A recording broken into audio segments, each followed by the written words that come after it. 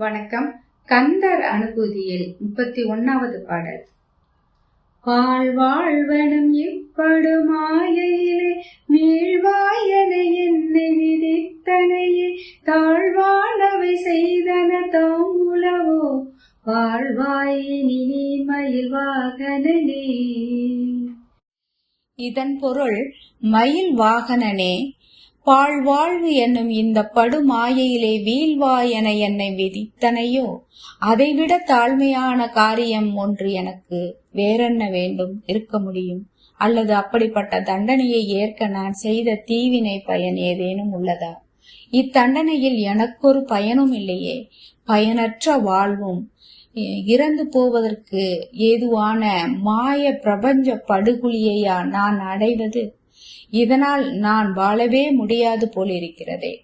நான் கெடினும் நீ வாழ்வாய் முருகா என வருத்தத்தில் கூறும் வாழ்த்தாக இப்பாடல் உள்ளது. தாராதொழிந்தால் வாழ்ந்து போதீரே என்று சுந்தரமூர்த்தி சுவாமிகள் சிவபெருமானை நிந்தித்து பாடியதும் இவ்விதமே. நினைந்தாரை நைய வைப்பார் என்று அப்பர் சுவாமிகள் கூறுதல் போல் தம் அடியவர்களுக்கு இன்னல் விளைவித்து அதை தாங்க முடியாமல் அவர்கள் ஓடி வந்து ஆறுதல் பெற வேண்டும் என்ற கருத்து கொண்டு இறைவன் செய்யும் மரக்கருணையாகும் இதெல்லாம். பாழ் வாழ்வென்பது நம் அறியாமையின் விளைவேயாகும். வாழ்வே நிலையற்றது. இதில் பாழ் வாழ்வு நல்ல வாழ்வு என்பதெல்லாம் கிடையாது என்கிறார். அதனால் அந்த அறியாமை தன்னை விட்டு அகற்றும்படி முருகனை பிரார்த்திக்கிறார் அருணகிரியார்.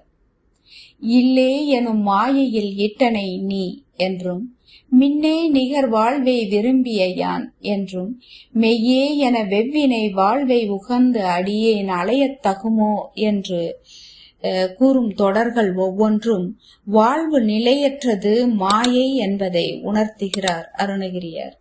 நாமும் மாயையிலிருந்து விடுபட்டு மெய்ப்பொருள் அறிவோம். தமிழால் நாமும், நம்மால் தமிழும் வாழட்டும். நன்றி.